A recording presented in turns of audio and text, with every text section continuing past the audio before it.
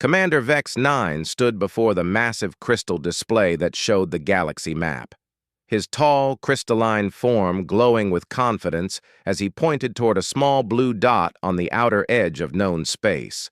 The other members of the Galactic Council watched him with interest, their various alien forms creating strange shadows in the chamber's bright lights. For 10,000 years, these 12 species had ruled the galaxy without challenge, and today would mark another easy victory in their endless expansion.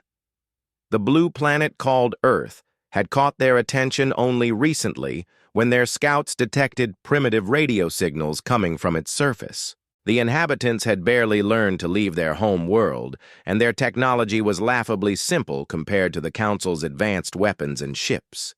Vex 9 had studied the data carefully and concluded that this would be their easiest conquest. Yet War Prime Keth of the Hive Lords clicked his mandibles in approval as Vex 9 explained the attack plan.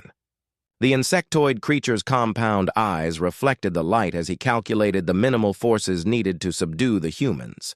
His species had conquered hundreds of worlds using fear and overwhelming force, and this primitive planet would fall just like all the others. The humans had only 12 small warships compared to the Council's thousands of advanced vessels. High Counselor Methara floated silently in her containment field, her energy form pulsing with amusement at the thought of these creatures trying to resist their might. She had broken the minds of entire civilizations with her psychic abilities, turning proud warriors into cowering slaves within hours. These humans would be no different from any other species that had dared to oppose the Council's rule.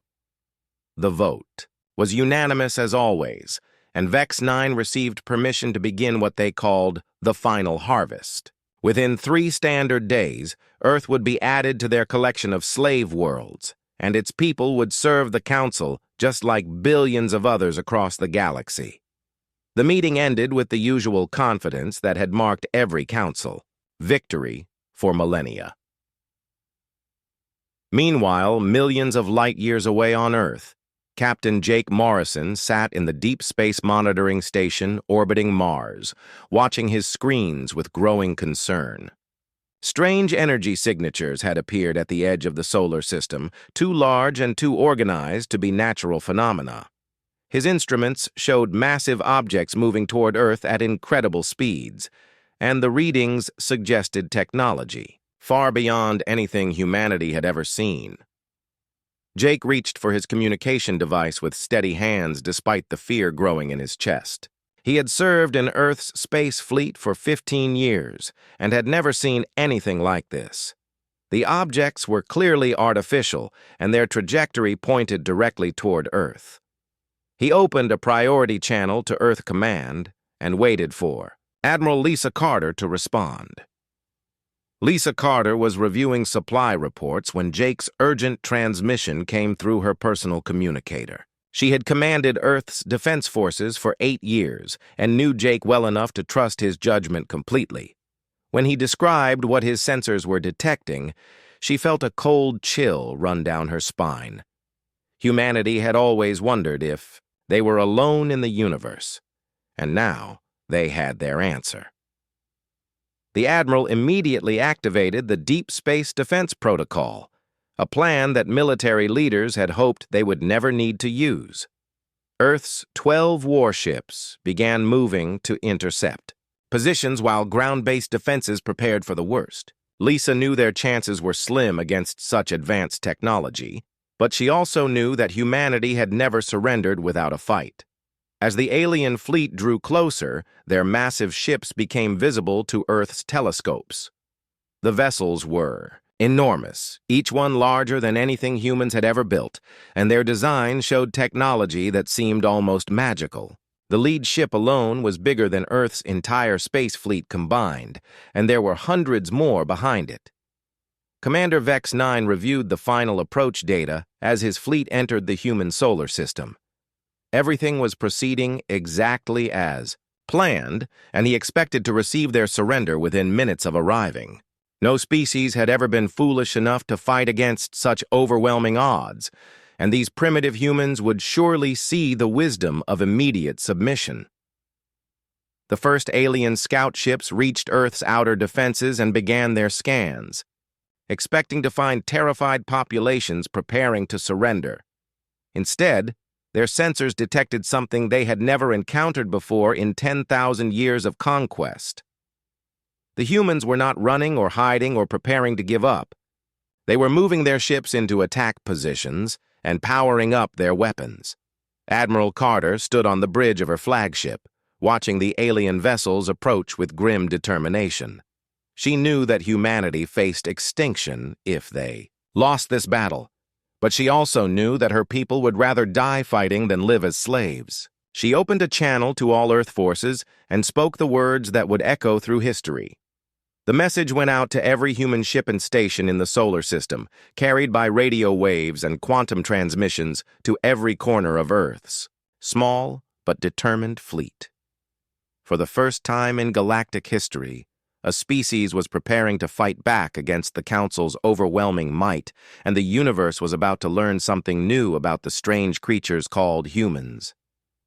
War Prime Keth watched the human fleet through his ship's main viewer and felt something he had never experienced before in his long military career. The 12 small human vessels were arranging themselves in attack formation despite being outnumbered by more than 100 to 1. In all his centuries of conquest, no species had ever been this foolish or this brave. The Hive Lord Commander opened a communication channel to the primitive planet below, expecting to deliver the standard surrender, demand that had worked on every other world. His translator converted his clicking speech into human language as he spoke the words that had ended countless wars before they could truly begin.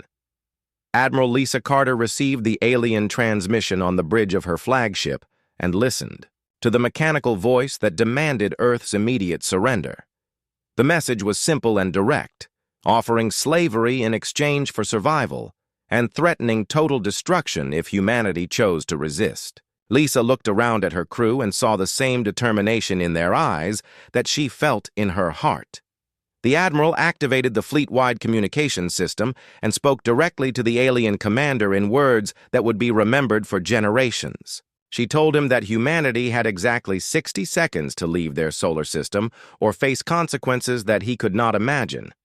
The alien response was immediate laughter transmitted across all frequencies.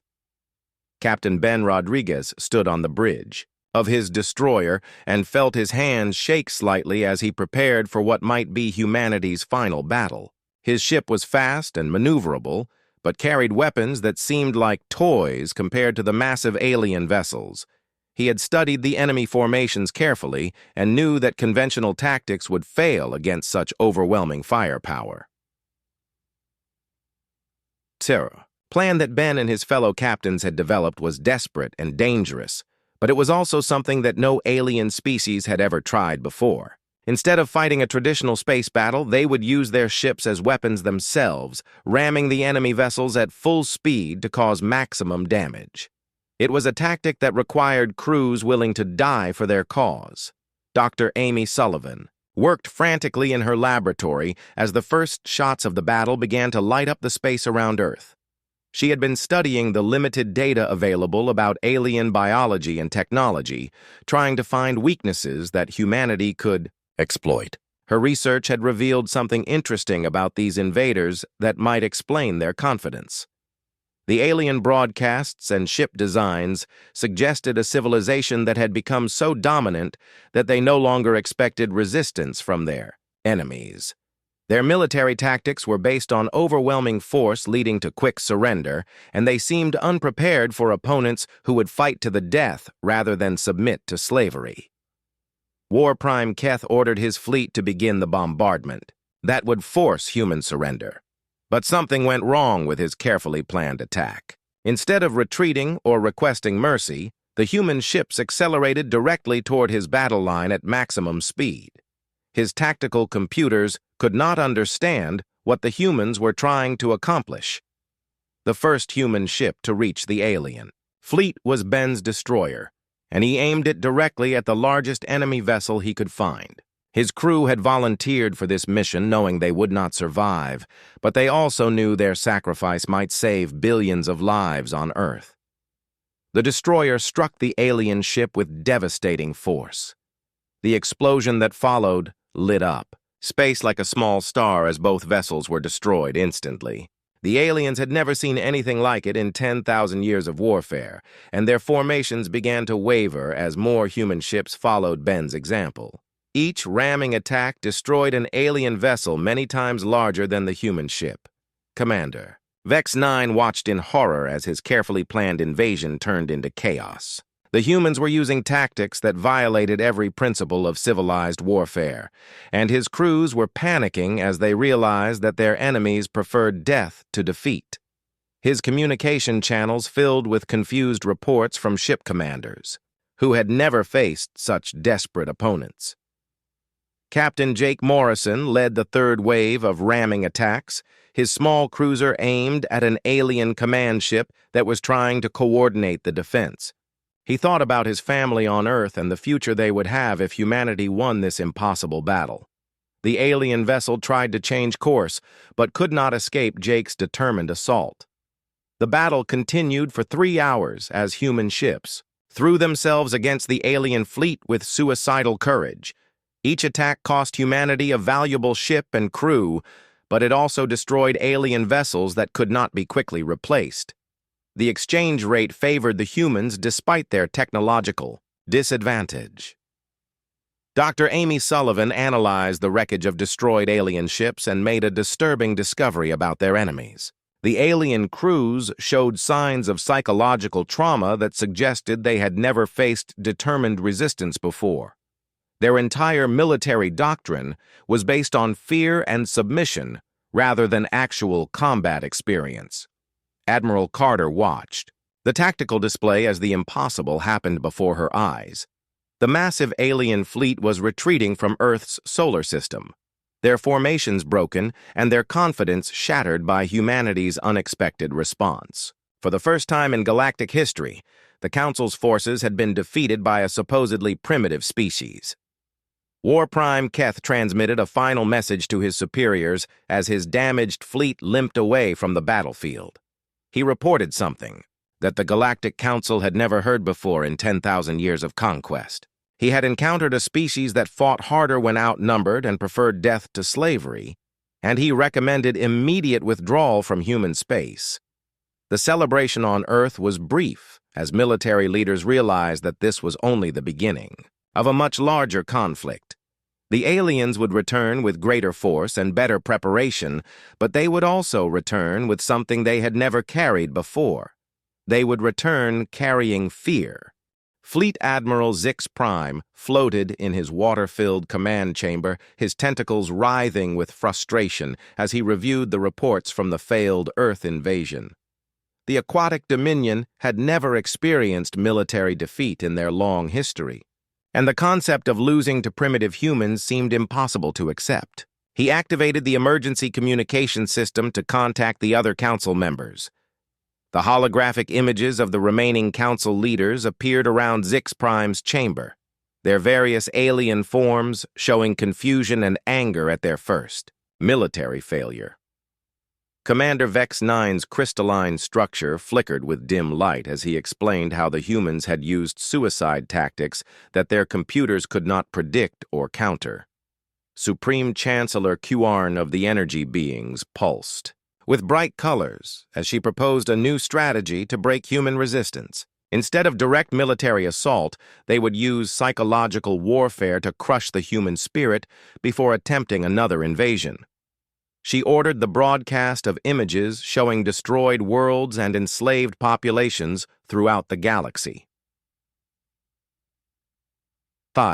Alien propaganda reached Earth within hours, carried by powerful transmitters that could penetrate any defense. The broadcasts showed the burning remains of hundreds of civilizations that had dared to oppose the Council, along with images of surviving populations working as slaves in alien factories and mines.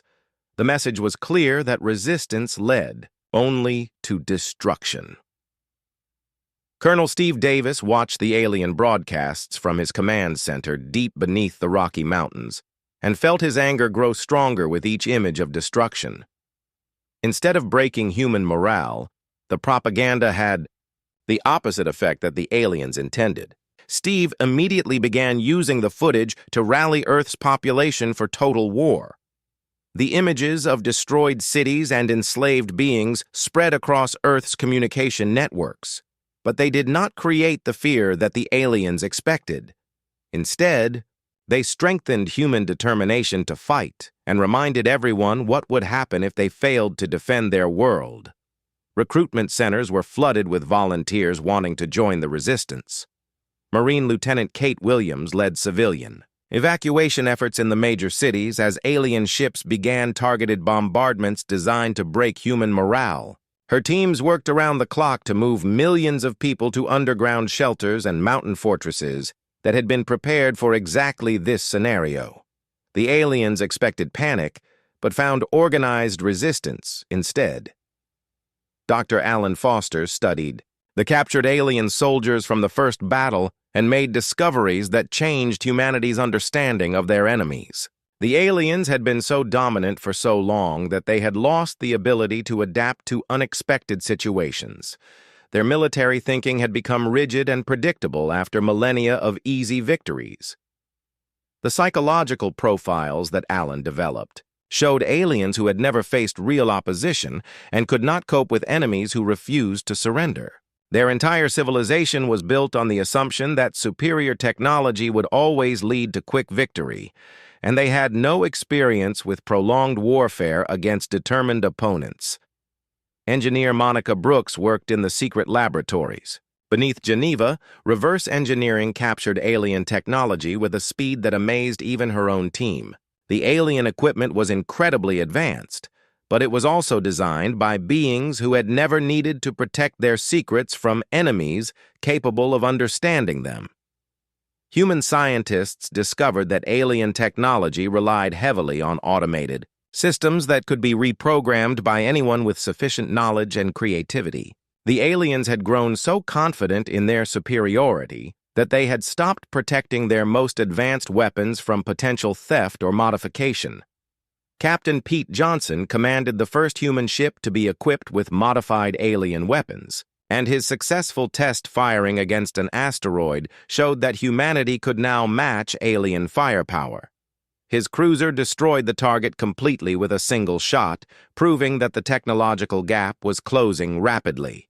The aliens attempted their second major assault on Earth with increased forces and new tactics, but they found human defenses much stronger than before. Underground factories were producing hybrid weapons that combined human innovation with alien technology, creating systems that neither species could have developed alone. Lieutenant Commander Grace Turner led the first successful boarding action against an alien vessel, her team using brutal close-quarters combat techniques that shocked the enemy defenders. The aliens had never encountered beings willing to fight hand-to-hand against superior technology, and they were unprepared for human ferocity in confined spaces. The boarding action succeeded beyond all expectations, as Grace's team captured not only the enemy ship but also valuable intelligence about alien fleet movements and supply lines. The information revealed that the Council was struggling to maintain their war effort as other species began questioning their leadership. Dr. Helen Price analyzed the captured data and discovered that human unpredictability was devastating alien tactical computers.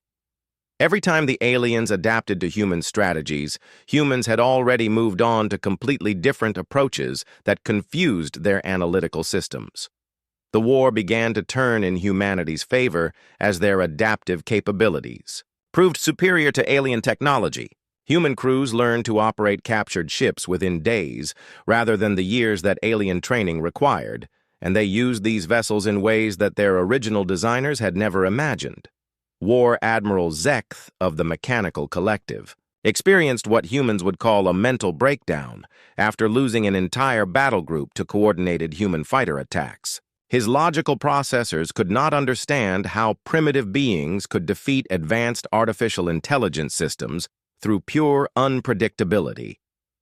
Admiral Carter reviewed the latest battle reports and realized that humanity had achieved something impossible according to alien thinking. They had matched alien technology through adaptive learning and exceeded alien tactics through creative warfare. The balance of power was shifting toward Earth for the first time since the conflict began. The Galactic Council faced a crisis they had never encountered in 10,000 years of dominance. For the first time, they were fighting an enemy that grew stronger under pressure rather than weaker, and their traditional advantages were becoming meaningless against human determination and innovation. Supreme Chancellor. Quarn pulsed with dark energy as she reviewed the latest reports from the human war front, her form flickering between visible light and pure energy as her anger grew. The energy beings had ruled the galaxy for longer than most species could remember, and the concept of losing to primitive creatures challenged everything she believed about universal order.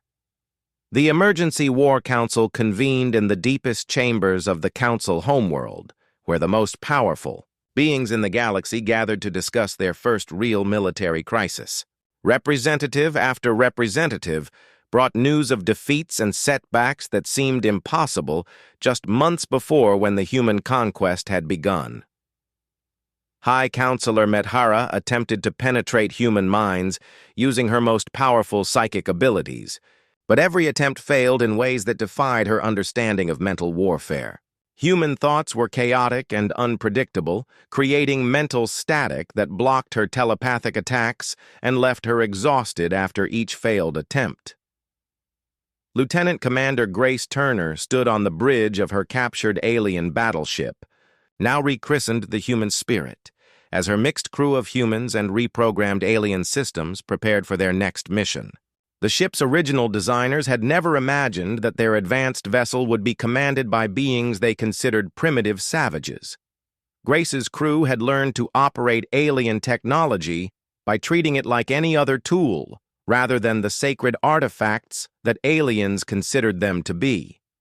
Human engineers modified weapon systems and improved shield generators with casual efficiency that horrified alien prisoners who watched their most advanced technology being casually altered.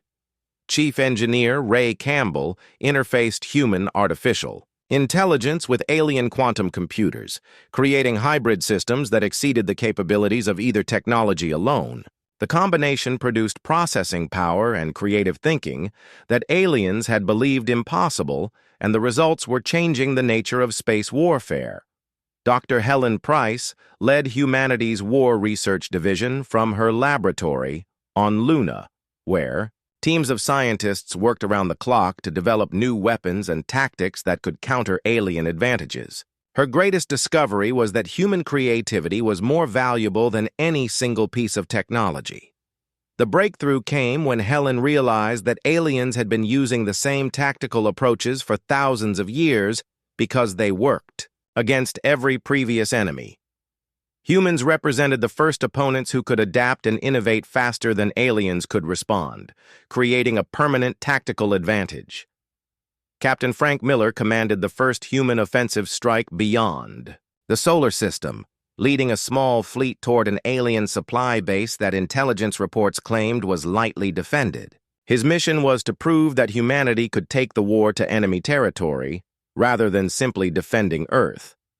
The alien supply base was protected by automated defenses that should have been impossible for human technology to penetrate, but Frank's ships used captured alien identification codes and modified stealth systems to approach undetected. The base defenders never realized they were under attack until human Marines were already aboard their stations.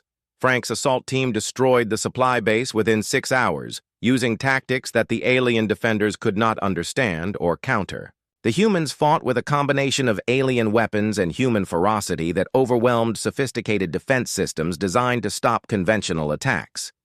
Commander Julia Adams led the mission to capture War Prime Keth alive, tracking the Hive Lord commander to his flagship during a major fleet engagement.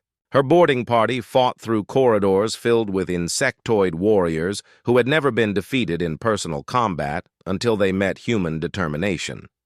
The capture of Keth provided humanity with intelligence that changed their understanding of the galactic situation. Under interrogation, the alien commander revealed that the Council had never faced an extinction-level threat and had no protocols for total warfare against equally determined opponents. Dr. Chris Morgan perfected humanity's ultimate psychological weapon by studying the specific fears and weaknesses of each alien species in the Council. His broadcasts were designed to systematically destroy alien morale by exploiting evolutionary terrors that each species had developed over millions of years. The psychological warfare proved devastatingly effective as alien crews began refusing orders and demanding reassignment away from human space. Species that had never known fear in battle started experiencing panic attacks when facing human forces, and their military effectiveness collapsed. War Prime Keth's replacement, Battle Commander Vexta, attempted one final massive assault on Earth using every available Council ship in a desperate gamble to end the war quickly. The alien fleet that approached Earth was the largest military force ever assembled in galactic history. General Patricia Bell coordinated Earth's defense from her command center in Antarctica, using a global network of defensive systems and mobile fleets that had been built during months of preparation. Her strategy was to turn the alien attack into a trap that would destroy their remaining military power. The battle that followed lasted for 18 hours as alien ships threw themselves against human defenses in increasingly desperate waves. Each attack was met by defenders who had learned to use alien tactics against their creators, turning superior technology into a weapon for human victory. Human forces employed swarm tactics using thousands of small fighters that confused alien targeting systems designed to engage large capital ships. The fighters used kamikaze attacks and coordinated strikes that overwhelmed alien point defenses and destroyed ships many times their size. Captain Danny Hughes commanded a squadron of hybrid fighters that combined human piloting skills with alien technology, creating combat units that neither species could have developed alone. His pilots fought with a combination of technical skill and desperate courage that alien pilots could not match. The alien assault turned into a complete rout as their formations collapsed under pressure from enemies who seemed to grow stronger the longer the battle continued. Ships that had conquered hundreds of worlds fled from human space, carrying something they had never known before in their long military careers. As the alien fleet retreated beyond the solar system, they left behind wreckage and prisoners that provided humanity with enough technology and intelligence to continue the war on equal terms. The balance of power had shifted permanently, and the galaxy would never be the same again. High Counselor Methara floated in her containment field, her energy form flickering weakly as she contemplated the impossible reports arriving from every corner of Council space. 3 member species had already withdrawn from the Alliance, terrified that humanity might target them for supporting the failed invasion. The psionic order that she had led for centuries was crumbling under pressure from beings she had once considered primitive animals. Fleet. Admiral Zix Prime received urgent communications from his scattered forces throughout the galaxy, each message bringing news of human raids and victories that should have been impossible. The humans were no longer defending their single world, but had begun offensive operations that struck at the heart of Council territory with surgical precision. Captain Frank Miller stood on the bridge of his flagship as it emerged from hyperspace, near the Council's primary shipyard facility, a massive construction complex that had built warships for 1,000 years without ever being threatened by enemy action. His small human fleet was outnumbered 50-1. But numerical superiority no longer guaranteed alien victory.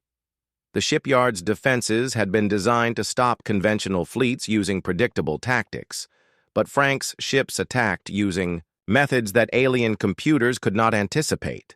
Human vessels moved in patterns that seemed random, but were actually coordinated through quantum communication links that allowed instant tactical adjustments. The attack began with modified alien fighters piloted by human crews who had learned to think like machines while retaining human unpredictability. These hybrid units penetrated the shipyard's defenses by broadcasting false identification signals while moving in formations that confused automated targeting systems. Within hours, the most important military facility in Council space was burning, as human demolition teams destroyed construction equipment that had taken decades to build. The psychological impact on alien morale was even greater than the physical damage, as Council forces realized that nowhere in their territory was truly safe. Commander Julia Adams led humanity's intelligence operations from her base on captured Council territory, coordinating spy networks that had been established throughout alien space. Her agents used a combination of human adaptability and stolen alien technology to gather information that revealed the true extent of Council weakness. The intelligence reports showed that the Galactic Empire was held together by fear and tradition, rather than genuine loyalty, and many member species were secretly negotiating with human representatives about possible defection. The monolithic alliance that had ruled for millennia was fragmenting under pressure it had never been designed to withstand. Dr. Chris Morgan's psychological warfare broadcasts had evolved into a sophisticated campaign that targeted specific alien fears and cultural weaknesses. His messages were crafted to exploit evolutionary instincts that each species had developed over millions of years, creating panic responses that no amount of training could overcome.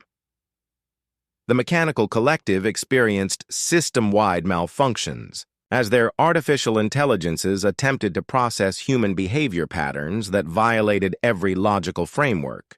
Their robot armies began making tactical errors and strategic miscalculations because their programming could not adapt to opponents who defied computational analysis. Captain Danny Hughes commanded the human fleet that cornered the Council's reserve forces near their emergency stronghold, a fortress system that had never been successfully attacked in galactic history. The aliens had retreated to their most defensible position, hoping that superior defensive technology would finally stop human advancement. The siege that followed demonstrated how completely human warfare had evolved beyond alien understanding. Instead of direct assault, human forces used captured alien technology to create weapons that turned the fortress's own defenses against it, causing internal explosions that destroyed defensive systems from within. General Patricia Bell coordinated the final assault from her mobile command ship, directing human forces that had become more alien than the aliens themselves. Her troops used enemy equipment better than its original designers while maintaining human tactical flexibility that no artificial intelligence could match. The breakthrough came when human engineers discovered how to reverse alien quantum shields, turning impenetrable barriers into weapons that could slice through enemy armor like paper. The technology was used to open breaches in the fortress walls that allowed human assault teams to pour through defensive lines. Lieutenant Commander Grace Turner led the boarding action that captured the Council's emergency command center, fighting through corridors defended by the most elite alien warriors in the galaxy. Her Marines used close-quarters combat techniques that horrified enemies who had never faced opponents willing to fight hand-to-hand. The capture of the Council leadership marked the end of organized alien resistance, but it also presented humanity with a choice that would determine the future of galactic civilization. Admiral Carter received reports that several alien species were offering complete surrender in exchange for mercy that the Council had never shown to its enemies. Dr. Helen Price analyzed the psychological profiles of captured Council members and discovered that their greatest fear was not death, but the loss of the superiority complex that had defined their civilization for thousands of years. They could not imagine existing in a universe where they were not the dominant force. High Counselor Methera made the final surrender broadcast to all remaining Council forces. Her energy formed dim with defeat as she acknowledged humanity's victory, in terms that no alien species had ever been forced to use. The message officially ended the war and began negotiations for a new galactic order. Commander Vex 9's crystalline structure had lost much of its light as he transmitted the formal surrender of his forces to Admiral Carter, admitting that the Council had encountered something far more dangerous than any weapon they had ever faced. They had met a species that refused to accept limitations and grew stronger under pressure. The war that had begun with alien confidence in easy victory ended with complete reversal of galactic power structures. Humanity had not only survived the Council's assault, but had proven capable of defeating enemies with thousands of years of military experience and technological advancement. As human ships took control of strategic positions throughout former Council space, the aliens who had once ruled the galaxy found themselves in the position of supplicants, asking for terms from beings they had planned to enslave. The universe had learned that sometimes the most dangerous enemies are those who have nothing left to lose. Supreme Chancellor. Quarn floated in the great assembly hall of the Council homeworld. Her energy form dimmed to barely visible levels as she prepared to meet with human representatives for the first time as equals. The chamber that had once echoed with declarations of conquest now hosted negotiations that would reshape the entire galaxy under human leadership. Ambassador Richard Stone walked through the corridors of the Council complex with calm confidence, flanked by Admiral Carter and a small but powerful escort of human Marines. The roles had completely reversed since the war began, and now the aliens who had once planned to enslave humanity were desperately hoping for mercy from their former intended victims. The meeting hall filled with representatives from dozens of species as news of the peace negotiations spread throughout the galaxy. Many of the smaller civilizations that had been forced to serve the Council for centuries saw this as their first opportunity for true freedom in generations. Director Sarah Mitchell, Earth's new Secretary of Interstellar Affairs, presented humanity's vision for galactic cooperation to an audience that listened with desperate attention. Instead of the expected demands for tribute and submission, she outlined a plan for mutual benefit and genuine partnership that no galactic power had ever offered before. The alien representatives struggled to understand concepts like voluntary, cooperation, and shared governance that challenged everything they knew about interstellar politics. For 10,000 years, galactic civilization had been based on domination and submission, and the idea of equals working together seemed revolutionary. Fleet Admiral Zix Prime tentatively approached Ambassador Stone during a break in negotiations, his aquatic form trembling as he asked whether humanity intended to seek revenge for the invasion attempt. The fear in his voice was obvious to everyone present, and it represented the terror that had spread throughout former Council space. Captain Danny Hughes demonstrated humanity's new military doctrine by engaging a Council test fleet in war games that showcased human tactical superiority.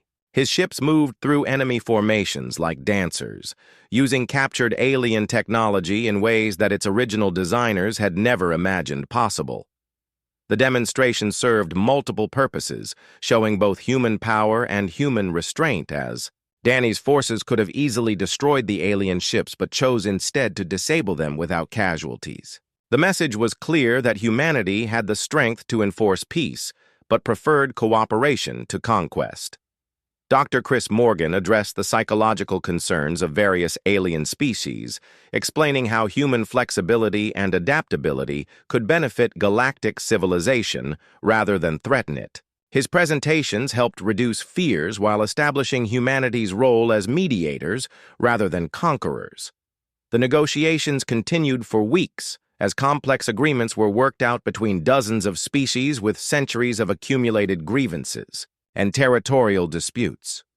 Human diplomats found themselves serving as neutral arbitrators in conflicts that predated their civilization by thousands of years. Commander Julia Adams led the security arrangements for the peace conference, coordinating protection for delegates who had never before met as equals. Her teams included both human personnel and aliens who had chosen to work with humanity rather than against it. The breakthrough came when former War Prime Keth publicly endorsed the human peace proposal, stating that cooperation with humanity offered the galaxy its best hope for lasting stability. His speech carried weight because everyone knew he had fought against humans and understood their military capabilities. High Counselor Medhara made the formal announcement that dissolved the Galactic Council as a governing body, transferring authority to the new Terran Assembly that would include representatives from all willing species. Her energy form brightened slightly as she spoke, suggesting relief at ending her civilization's burden of galactic dominance. The signing ceremony for the Terran Accords took place in the same chamber where the Council had once voted to invade Earth, and the symbolism was not lost on anyone present. Representatives from across the galaxy put their names to documents that established humanity as the new galactic leadership. Captain Frank Miller received orders to lead the first human exploration fleet beyond the galactic rim, carrying the message of cooperation to civilizations that had never encountered the old council. His ships would serve as ambassadors rather than conquerors, offering partnership instead of demanding submission. Admiral Carter delivered the keynote address at the closing ceremony, speaking about humanity's vision for a galaxy where different species could work together for mutual benefit.